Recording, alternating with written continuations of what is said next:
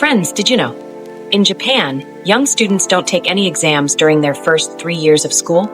No math tests, no science quizzes, no language exams. Instead, they're taught manners, discipline, and humanity. While in many countries, children grow up under constant pressure from tests and grades, in Japan, they are taught that becoming a good person is the very first step of education. Japan is a country where the goal of education isn't just to earn good grades. It's to build good citizens. The government there believes, if a child grows up to be kind, disciplined, and responsible, then they'll succeed in any profession they choose. That's why the foundation of Japan's early education is built entirely on moral values. According to Japan's education system, for the first 3 years, children only learn how to be human. They learn how to respect others, how to take responsibility for their actions, and how to have the courage to tell the truth, even when it's hard. During this period, they aren't taught complicated formulas or equations. Instead, they're taught the discipline of everyday life. Every morning as they enter school, children bow their heads and say, "Ohayou gozaimasu," good morning, teacher. The teachers respond with a warm smile. This simple greeting teaches them respect and humility, values that no textbook can truly teach.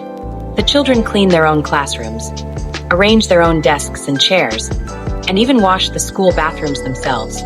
Yes, it might sound surprising, but in Japanese schools, there are no janitors, because they believe those who keep their surroundings clean will keep their society clean too. That's how children in Japan learn responsibility from a very young age. Every week, schools have something called O-soji Time, which means cleanup time.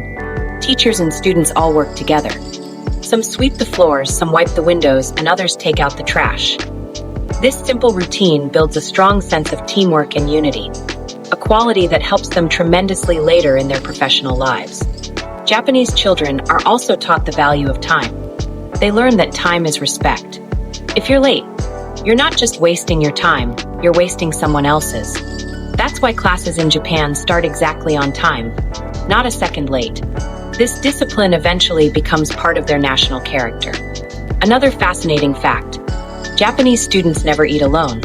At school, everyone eats lunch together. Before eating, they say "itadakimasu," which means, "Thank you for this meal." That small word teaches them gratitude. They learn not to waste food, not to talk while eating, and after finishing, they say "gokususuma deshita," meaning "thank you, the meal was wonderful." Short pause. In this way, every single day becomes a lesson in politeness and respect. In this way, every single day becomes a lesson in politeness and respect. Now imagine, what if our schools were like this? Where children were taught not just how to score good grades, but how to practice kindness, empathy, and responsibility. Then perhaps our kids would grow up not in fear of exams, but in the joy of learning. In Japan, there's even a subject called moral education. In this class, children learn about kindness toward people, compassion toward animals, and a sense of duty toward their community. Teachers tell stories, perform skits, and use role play to teach what it truly means to be a good human being. Now think about it. On one side, there's an education system, where children clean their own classrooms and take care of their things.